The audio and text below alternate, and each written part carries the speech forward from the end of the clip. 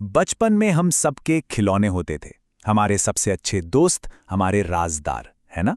पर जरा सोचिए, क्या हो अगर वही सबसे प्यारा खिलौना सबसे बड़े डर की वजह बन जाए? आज हम एक ऐसी ही गुड़िया की कहानी सुनेंगे, जो एक परिवार के लिए खौफ का दूसरा नाम बन गई। और सबसे डरावनी बात पता है क्या है? ये कहानी जापान में 1918 में हुई एक सच्ची घटना पर आधारित है। तो बस इसी सवाल के साथ चलिए इस सच्ची और दिल दहला देने वाली कहानी की गहराइयों में उतरते हैं। तो कहानी की शुरुआत होती है दो भाई बहनों से, एक 17 साल का लड़का इकिची सुजुकी और उसकी छोटी सी बहन किकोको, जो बस 4 साल की होने ही वाली थी। देखिए, उनका परिवार काफी गरीब था। पिता मजदूरी करते थे और माँ घर पर सिलाई का काम। इन सब मुश्किलों के बावजूद नन्ही किकू को इस बार अपने जन्मदिन पर एक सुंदर सी गुड़िया की जिद पकड़ ली थी।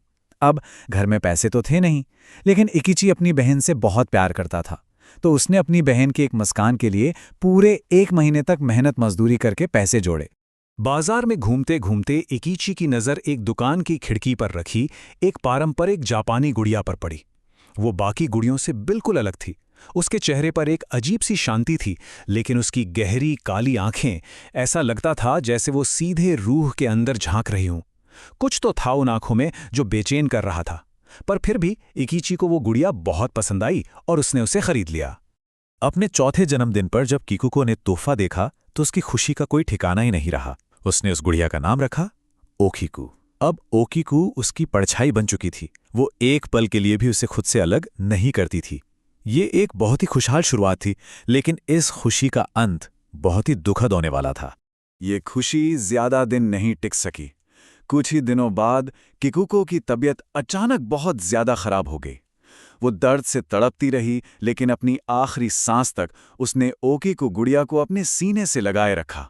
और फिर वो नन्ही सी जान हमेशा के लिए खामोश हो गई। अब देखिए, जापानी परंपरा के हिसाब से जो इंसान मर जाता है, उसकी सबसे पसंदीदा चीज भी उसके साथ ही जला दी जाती है। परिवार चाहता था कि ओकिकू को भी किकुको के साथ जला दिया जाए, लेकिन उन्हें मंदिर से इसकी इजाजत नहीं मिली। तो उन्होंने किकुको की याद में उस गुड़िया को घर के एक शेल्फ पर रख दिया। वो गुड़िया अब किकुको की एक याद थी, लेकिन किसी को क्या पता था कि ये यादगार बहुत जल्द एक भयानक खतरे में बदलने वाली है। और बस यहीं से उस घर में खौफ का वो सिलसिला शुरू हुआ जिसने परिवार की रातों की नींद उड़ा दी। सब कुछ बहुत धीरे धीरे शुरू हुआ। पहले तो रात में हॉल से किकुको के धीमे धीमे हंसने की आवाजें आने लगी। फिर एक सुबह किकुको की बनाई सारी ड्राइंग्स गुड़िया के पास फर्श पर बिखरी हुई मिली। और फिर इकिची ने उस चीज पर गौर किया जिसने सबके होश उड़ा दिए।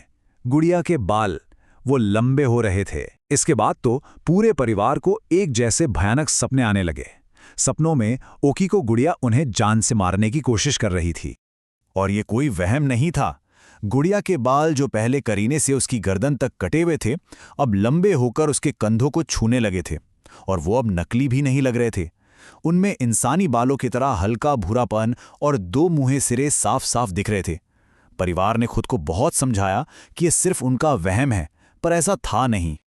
एक दिन हिम्मत करके इकिची की मां ने गुड़िया के बाल वापस गर्दन तक काट दिए, और ये उनकी जिंदगी की सबसे बड़ी गलती साबित हुई। उसी रात उन्हें सपने में किकुको दिखी, जो रोते हुए पूछ रही थी, आपने मेरी गुड़िया के बाल क्यों काटे?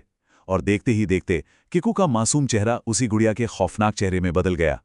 जब मां की आंख खुली तो उनकी चीख निकल गई। वो शापित गुड़िया उनके सीने पर बैठी थी। अब तो डर की कोई सीमा ही नहीं बची थी। कभी शेल्फ पर रखी गुड़िया का सिर अपने आप उनकी तरफ घूम जाता, तो कभी वो अपनी पलकें झपकाती हुई दिखती। घर में अक्सर एक छोटी लड़की की परछाई एक कमरे से दूसरे कमरे में जाती हुई दिखाई देती। उस घर में रहना अब नरक में रहने जैसा हो गया था। परिवार अब और नहीं सह सकता था। उन्होंने ठान लिया कि वो इस बला से छुटकारा पाकर ही रहेंगे। उन्होंने फैसला किया कि वो उस गुड़िया को घर से दूर एक मैदान में दफना देंगे। उन्हें लगा कि उन्होंने उस बुराई को हमेशा के लिए खत्म कर दिया है, लेकिन वो गलत थे। वो रात बदले की रात थी। उसी रात जब पूरा परिवार सो रहा था, अचानक दरवाजे पर जोर जोर से कोई दस्तक देने लगा। बाहर से किकुको की दर्द भरी चीखें सुनाई दे रही थीं। दस्तक इतनी तेज हो गई कि पूरा घर कांपने लगा। जब पिता ने कांपते हाथों से दरवाजा खोला तो उनके होश उड़ गए। सामने ओकीकू गुड़िया खड़ी थी, और इससे पहले कि वो कुछ समझ पाते, गुड़िया के बाल किसी सांप की तरह बढ़े और उनकी गर्दन से लिपट गए। इकिची और उसकी मां ने पिता को छुड़ाने की बहुत कोशिश की, पर वह नाकाम रहे। पिता की सांसें उखड़ रही थीं। तभी हताश होकर इकिची जोर से चिल्लाया अपनी बहन का नाम, किकुको, और जैसे कोई जादू हुआ हो, नाम सुनते ही गुड़िया बेजान होकर नीचे गिर पड़ी और उसकी पकड़ एकदम ढीली हो गई। उस लात परिवार एक बात तो अच्छी तरह समझ गया था, वो इस गुड़िया से कभी भी छुटकारा नहीं पा सकते। वो उसे जलाते, दफनाते या कहीं भी फेंक देते, वो हमेशा वापस आ जाती। अब उन्हें एक ऐसे रास्ते की तलाश थी जो इस आतंक को काबू में रख सके, भले ही पूरी तरह खत्म न कर सके। यह खौफनाक सिलसिला कोई 1 या 2 साल नहीं, बल्कि पूरे 20 साल तक चला। जरा सोचिए, 20 साल। सुजुकी परिवार को उस शापित गुड़िया के साये में अपनी जिंदगी के 20 साल गुजारने पड़े थे। और आखिर में 20 साल की इस पीड़ा के बाद परिवार ने हार मान ली। उन्होंने उस गुड़िया को जापान के मन्नेनजी बौद्ध मंदिर के भिक्षुओं को सौंप दिया, क्योंकि वो इस आतंक को और नहीं झेल सकते थे। आज इस बात को लगभग 100 साल हो चुके हैं। वो गुड़िया आज भी उसी मंदिर में एक शीशे के बक्से में बंद है। उसकी तस्वीरें लेना बिल्कुल मना है। मंदिर के भिक्षु बताते हैं कि उसके बाल आज भी बढ़ते हैं, जिन्हें समय समय पर काटना पड़ता है। लेकिन सबसे खौफनाक बात तो अब पता चली है। उस गुड़िया का मुंह, जो हमेशा बंद रहता था, अब धीरे धीरे खुल रहा है और उसके अंदर इंसानी दांत उगते हुए देखे गए हैं। तो सवाल आखिर में यही रह जाता है, क्या उस गुड़िया में एक छोटी, दुखी बच्ची की आत्मा कैद है, या फिर उस मासूम चेहरे के पीछे कोई और बहुत पुरानी और भयावह शक्ति छिपी हुई है? इस सवाल का जवाब शायद हमेशा के लिए एक अनसुलझा राज ही रहेगा।